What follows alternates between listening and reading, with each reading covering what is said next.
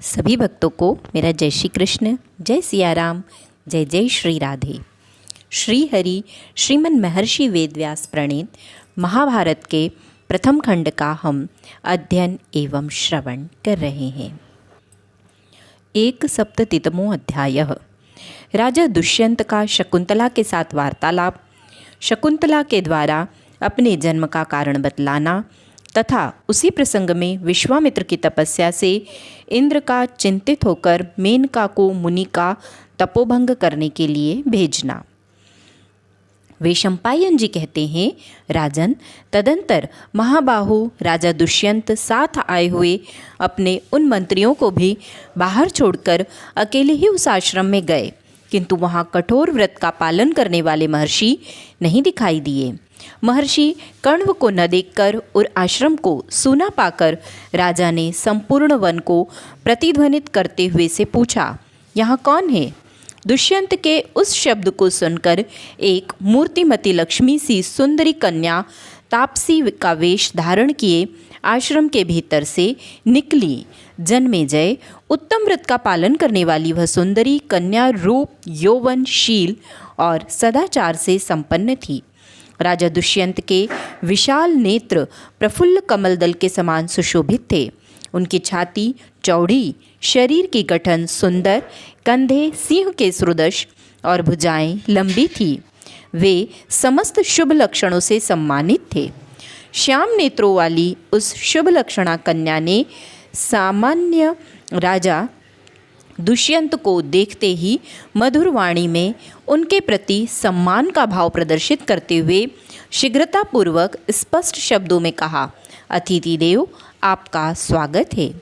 महाराज फिर आसन, पद्म और अर्घ्य अर्पण करके उनका समादर करने के पश्चात उसने राजा से पूछा, आपका शरीर निरोग है ना? घर पर कुशल तो है? उस समय विधिपूर्वक आदर सत्कार करके आरोग्य और कुशल पूछकर वह तपस्विनी कन्या मुस्कुराती हुई सी बोली, कहिए आपकी क्या सेवा की जाए? आपके आश्रम की और पधारने का क्या कारण है? आप यहाँ कौन सा कार्य सिद्ध करना चाहते हैं? आपका परिचय क्या है? आप कौन हैं? और आज यहाँ महर्षि के इस शुभ आश्रम पर किस उद्देश्य से आए हैं? उसके द्वारा विधिवत किए हुए आतिथ्य सत्कार को ग्रहण करके राजा ने उस सर्वांग सुंदरी एवं मधुर भाषणी कन्या की ओर देखकर कहा। दुष्यंत बोले, कमल लोचने, मैं राजर्षि महात्मा इलिल का पुत्र हूँ और मेरा नाम दुष्यंत है। मैं यह सत्य कहता हूँ, भद्रे, मैं परम भाग्यशाली महर्षि कण्व की उपासना करने, उनके सत्संग का लाभ लेने के लिए आया हूँ। शोभने, बताओ तो भगवान कण्व कहाँ गए हैं? शकुंतला बोली, अभ्यागत, मेरे पूज्य पिताजी फल लाने के लिए आश्रम से बाहर गए हैं, अतः 2 घड़ी प्रतीक्षा कीजिए, लौटने पर उनसे मिलिएगा। वैशंपायन जी कहते हैं, जन्मेजय, राजा दुष्यंत ने देखा महर्षि कण्व आश्रम पर नहीं है और वह तापसी कन्या उन्हें वहाँ ठहरने के लिए कह रही है। साथ ही उनकी दृष्टि इस बात की ओर भी गई कि यह कन्या सर्वांग सुंदरी, अपूर्व शोभा से संपन्न तथा मनोहर मुस्कान से सुशोभित है। इसका शरीर सौंदर्य की प्रभा से प्रकाशित हो रहा है। तपस्या तथा मन इंद्रियों के संयम ने इसमें अपूर्व तेज भर दिया है। यह अनुपम रूप और नई जवानी से उद्भासित हो रही है। यह सब सोचकर राजा ने पूछा, मनोहर कटि प्रदेश से सुशोभित सुंदरी, तुम कौन हो? किसकी पुत्री हो और किस लिए इस वन में आई हो? शोभने, तुम में ऐसे अद्भुत रूप और गुणों का विकास कैसे हुआ है? शुभे, तुमने दर्शन मात्र से मेरे मन को हर लिया है। कल्याणी, मैं तुम्हारा परिचय जानना चाहता हूँ, अतः मुझे सब कुछ ठीक ठीक बताओ। हाथी की सूंड के समान जांघों वाली मत वाली सुंदरी, मेरी बात सुनो। मैं राजर्षि पुरु के वंश में उत्पन्न राजा दुष्यंत हूँ। आज मैं अपनी पत्नी बनाने के लिए तुम्हारा वरण करता हूँ। क्षत्रिय कन्या के सिवा दूसरी किसी स्त्री की और मेरा मन कभी नहीं जाता। अन्यान्य ऋषि पुत्रियों, अपने से भिन्न वर्ण की कुमारियों तथा पराई स्त्रियों की ओर भी मेरे मन की गति नहीं होती। मधुर भाषिणी, तुम्हें यह ज्ञात होना चाहिए कि मैं अपने मन को पूर्णतः संयम में रखता हूँ। ऐसा होने पर भी तुम पर मेरा अनुराग हो रहा है, अतः तुम क्षत्रिय कन्या ही हो। बताओ तुम कौन हो? भीरू, ब्राह्मण कन्या की ओर आकृष्ट होना मेरे मन को कदापि सहे नहीं। विशाल नेत्रों वाली सुंदरी, मैं तुम्हारा भक्त हूँ, तुम्हारी सेवा चाहता हूँ, तुम मुझे स्वीकार करो। विशाल लोचने, मेरा राज्य भोगो, मेरे पति अन्यथा विचार न करो, मुझे पराया न समझो। उस आश्रम में राजा के इस प्रकार पूछने पर वह कन्या हंसती हुई मिठास भरे वचनों में उनसे इस प्रकार बोली। महाराज दुष्यंत, मैं तपस्वी, धृतिमान, धर्मज्ञ तथा महात्मा भगवान कण्व की पुत्री मानी जाती हूँ। राजेंद्र, मैं परतंत्र हूँ। कश्यप नंदन महर्षि कण्व मेरे गुरु और पिता हैं। उन्हीं से आप अपने प्रयोजन की सिद्धि के लिए प्रार्थना करें। आपको अनुचित कार्य नहीं करना चाहिए।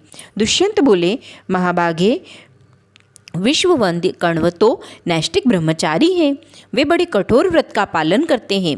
साक्षात धर्मराज भी अपने सदाचार से विचलित हो सकते हैं, परंतु महर्षि कण्व नहीं। ऐसी दशा में तुम जैसी सुंदरी देवी उनकी पुत्री कैसे हो सकती हो? इस विषय में मुझे बड़ा भारी संदेह हो रहा है। मेरे इस संदेह का निवारण तुम ही कर सकती हो।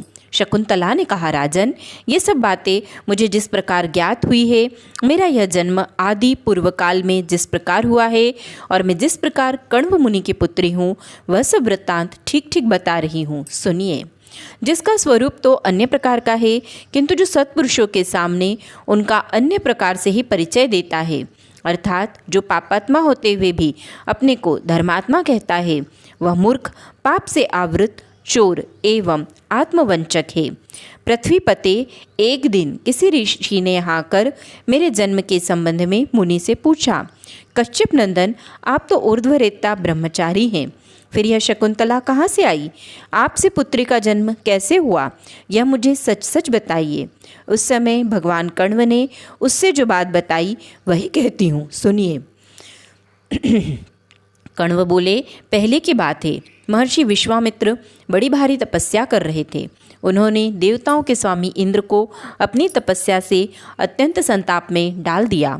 इंद्र को यह भय हो गया कि तपस्या से अधिक शक्तिशाली होकर ये विश्वामित्र मुझे अपने स्थान से भ्रष्ट कर देंगे। अतः उन्होंने मेनका से इस प्रकार कहा, मेनके, अप्सराओं के जो दिव्य गुण हैं वे तुम में सबसे अधिक है। कल्याणी, तुम मेरा भला करो और मैं तुमसे जो बात कहता हूँ सुनो। वे सूर्य के समान तेजस्वी महातपस्वी विश्वामित्र घोर तपस्या में संलग्न हो मेरे मन को कंपित कर रहे हैं। सुंदरी मेनके, उन्हें तपस्या से विचलित करने का यह महान भार मैं तुम्हारे ऊपर छोड़ता हूँ। विश्वामित्र का अंतःकरण शुद्ध है, उन्हें पराजित करना अत्यंत कठिन है और वे इस समय घोर तपस्या में लगे हैं। अतः ऐसा करो जिससे वे मुझे अपने स्थान से भ्रष्ट न कर सकें। तुम उनके पास जाकर उन्हें लुभाओ, उनकी तपस्या में विघ्न डाल दो और इस प्रकार मेरे विघ्न के निवारण का उत्तम साधन प्रस्तुत करो। वरारोहे, अपने रूप, जवानी, मधुर स्वभाव, हाव भाव, मंद मुस्कान और सरस वार्तालाप आदि के द्वारा मुनि को लुभाकर उन्हें तपस्या से निवृत्त कर दो। मेनका बोली, देवराज, भगवान विश्वामित्र बड़े भारी तेजस्वी और महान तपस्वी हैं। वे क्रोधी भी बहुत हैं। उनके इस स्वभाव को आप भी जानते हैं। जिन महात्मा के तेज, तप और क्रोध से आप भी उद्विग्न हो उठते हैं, उनसे मैं कैसे नहीं डरूंगी।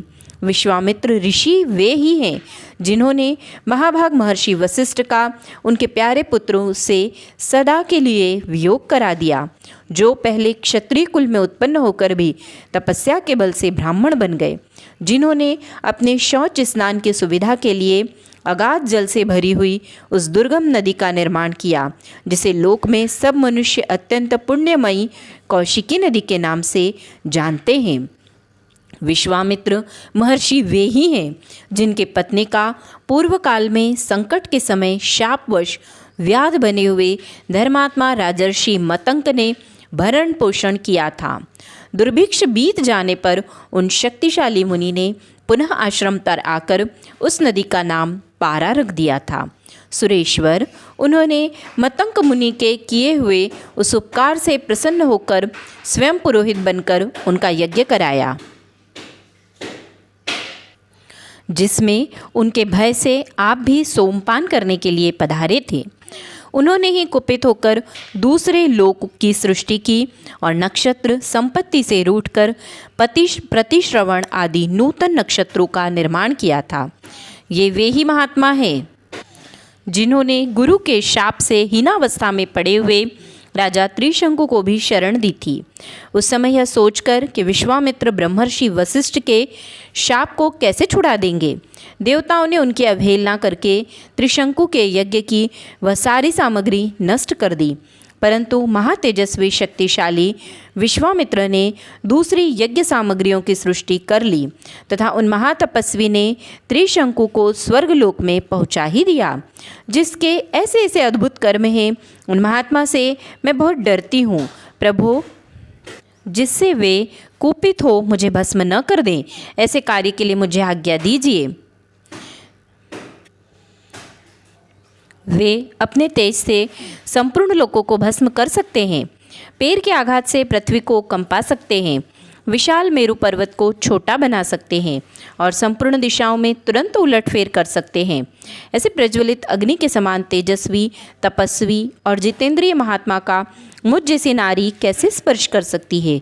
सूर्यश्रेष्ठ अग्नि जिसका मुख है, सूर्य और चंद्रमा जिनकी आंखों के तारे हैं और काल जिनकी जिह्वा है, उन तेजस्वी महर्षि को मेरी जैसी स्त्री कैसे छू सकती है। यमराज, चंद्रमा, महर्षिगण, साध्यगण, विश्वेदेव और संपूर्ण वाल्मीकि ऋषि, ये भी जिनके प्रभाव से उद्विग्न रहते हैं, उन विश्वामित्र मुनि से मेरी जैसी स्त्री कैसे नहीं डरेगी। सुरेंद्र, आपके इस प्रकार वहाँ जाने का आदेश देने पर मैं उन महर्षि के समीप कैसे नहीं जाऊंगी। किंतु देवराज, पहले मेरी रक्षा का कोई उपाय सोचिए, जिससे सुरक्षित रहकर मैं आपके कार्य की सिद्धि के लिए चेष्टा कर सकूं।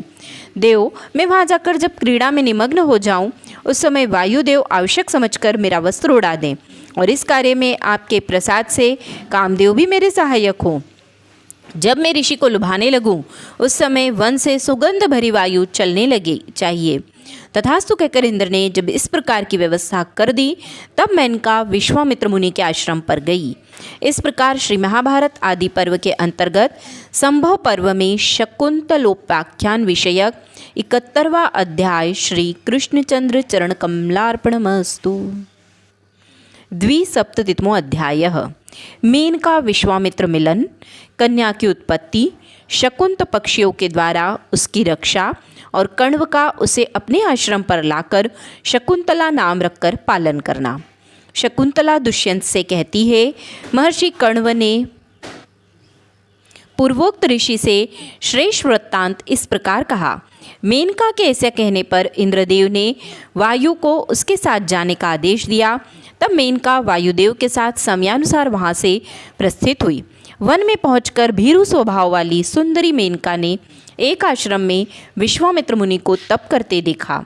वे तपस्या द्वारा अपने समस्त पाप दग्ध कर चुके थे। उस समय महर्षि को प्रणाम करके वह अप्सरा उनके समीपवर्ती स्थान में ही भली भांति की क्रीड़ाएं करने लगी। इतने में ही वायु ने मेनका का चंद्रमा के समान उज्ज्वल वस्त्र उसके शरीर से हटा दिया। यह देख सुंदरी मेनका लजाकर वायुदेव को कोसती और मुस्कुराती हुई सी वह वस्त्र लेने की इच्छा से तुरंत ही उस स्थान की ओर दौड़ गई जहाँ वह गिरा था। अग्नि के समान तेजस्वी महर्षि विश्वामित्र के देखते देखते वहाँ यह घटना घटित हुई। वह अनित्य सुंदरी विषम परिस्थितियों में पड़ गई थी और घबराकर वस्त्र लेने की इच्छा कर रही थी। उसका रूप सौंदर्य अवर्णनीय था, तरुणावस्था भी अद्भुत थी। उस सुंदरी अप्सरा को मुनिवर विश्वामित्र ने वहाँ नंगी देख लिया। उसके रूप और गुणों को देखते ही विप्रवर विश्वामित्र काम के अधीन हो गए। संपर्क में आने के कारण मेनका में उनका अनुराग हो गया। उन्होंने मेनका को अपने निकट आने का निमंत्रण दिया। अनित्य सुंदरी मेनका तो यह चाहती ही थी। उनसे संबंध स्थापित करने के लिए वह राजी हो गई तदंतर वे दोनों वहाँ सुदीर्घ काल तक इच्छानुसार विहार तथा रमण करते रहे। वह महान काल उन्हें एक दिन के समान प्रतीत हुआ। काम और क्रोध पर विजय न पा सकने पर वाले उन सदा क्षमाशील महर्षि ने दीर्घ काल से उपार्जित की हुई तपस्या को नष्ट कर दिया। तपस्या का क्षय होने से मुनि के मन पर मोह छा गया। तब मेनका काम तथा राग के वशीभूत हुए मुनि के पास गई। ब्रह्मन फिर मुनि ने मेनका के गर्भ से हिमालय के रमणीय शिखर पर मालिनी नदी के किनारे शकुंतला को जन्म दिया। मेनका का काम पूरा हो चुका था। वह उस नवजात गर्भ को मालिनी के तट पर छोड़कर तुरंत इंद्रलोक को चली गई। सिंह और व्याघ्रों से भरे हुए निर्जन वन में उस शिशु को सोते देख शकुंतों पक्षियों ने उसे सब ओर से पंखों द्वारा ढक लिया, जिससे कच्चे मांस खाने वाले गिद्ध आदि जीव वन में इस कन्या की हिंसा न कर सके। इस प्रकार वहाँ शकुंत ही मेनका कुमारी की रक्षा कर रहे थे। उसी समय आचमन करने के लिए जब ने मालिनी तट पर गया तो देखा यह रमणीय निर्जन वन में पक्षियों से घिरी हुई सो रही है। मुझे देखते ही वे सब मधुरभाषी पक्षी मेरे पैरों पर गिर गए और सुंदर वाणी में इस प्रकार कहने लगे। पक्षी बोले, ब्रह्मन, यह विश्वामित्र की कन्या आपके यहाँ धरोहर के रूप में आई है। आप इसका पालन पोषण कीजिए। कौशिकी के तट पर गए हुए आपके सखा विश्वामित्र काम और क्रोध को नहीं जीत सके थे। आप दयालु हैं, इसलिए उनकी पुत्री का पालन कीजिए। इस प्रकार पक्षियों ने कहा। कण्व मुनि कहते हैं, ब्रह्मन, मैं समस्त प्राणियों की बोली समझता हूँ और सब जीवों के प्रति दयाभाव रखता हूँ। अतः उस निर्जन महावन में पक्षियों से घिरी हुई इस कन्या को वहाँ से लाकर मैंने इसे अपनी पुत्री के पद पर प्रतिष्ठित किया। जो गर्भाधान के द्वारा शरीर का निर्माण करता है, जो अभयदान देकर प्राणों की रक्षा करता है और जिसका अन्न भोजन किया जाता है। धर्मशास्त्र में क्रमशः ये तीनों पुरुष पिता कहे गए हैं। निर्जन वन में इसे शकुंतों से घेर रखा था, इसलिए शकुंतान लाती रक्षकत्वेन गृहाति। इस व्युत्पत्ति के अनुसार इस कन्या का नाम मैंने शकुंतला रख दिया। ब्रह्मन, इस प्रकार शकुंतला मेरी बेटी हुई। आप यह जान लें, प्रशंसनीय शील स्वभाव वाली शकुंतला भी मुझे अपना पिता मानती है। शकुंतला कहती है, राजन, उन ब्रह्मर्षि के पूछने पर पिता कण्व ने मेरे जन्म का यह वृत्तांत उन्हें बताया था। इस तरह आप मुझे कण्व की ही पुत्री समझिए। मैं अपने जन्मदाता पिता को तो जानती नहीं, कण्व को ही पिता मानती हूँ। महाराज, इस प्रकार जो वृत्तांत मैंने सुन रखा था वह सब आपको बता दिया। इस प्रकार श्री महाभारत आदि पर्व के अंतर्गत संभव पर्व में शकुंतलोपाख्यान विषयक 72वां अध्याय श्री कृष्णचंद्र चरण कमलार्पणमस्तु।